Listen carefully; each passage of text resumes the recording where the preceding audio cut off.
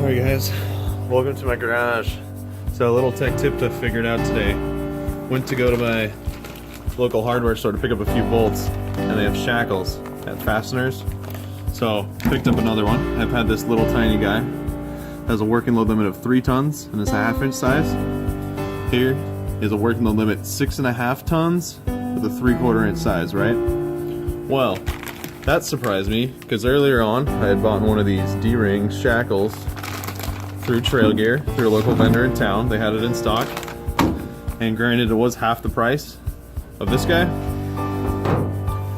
Yeah, notice anything different? CM, which is a brand that's made in the US versus China. Okay, it says USA right there on the back. Look at the difference on the working load limit. 6.5 tons versus 4 3/4 tons. So generally these D-ring Shackles are built with a 5-to-1 safety rating, which we shouldn't calculate in, because then I can say, oh look, it's a 3-ton.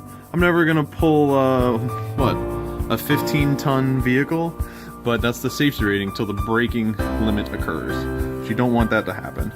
And every time that happens, you're stretching the steel, and it's really not meant to do that.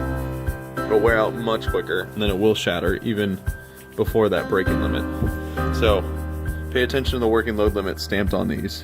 CM is a good brand, Crosby is a good brand. There's some other ones out there. I'm not gonna link all of them or anything like that, but just be aware.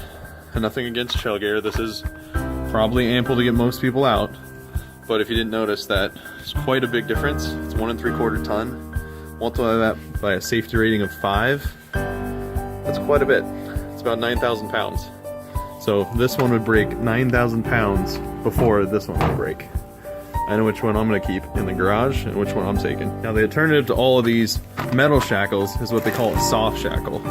These are kind of one of the newer things on the market, where you loop it around and then you just tuck it back in itself.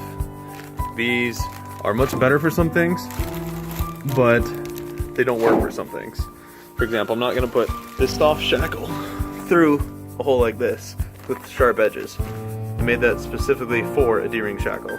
And yeah, I know there's not a bolt here. That was on my old truck before I sold axle swapped it. There's plenty of bolts holding this bumper on. So it's nice to have one of these in case someone doesn't really have good recovery points. You can use one of these. But if you have a proper recovery point, I still prefer these, as long as you're not hooking two recovery straps together with them or something dumb like that. Because then if one snaps, you have, what is this, maybe 3 pounds? You have a 3-pound projectile coming at you with a hell of a lot of force. So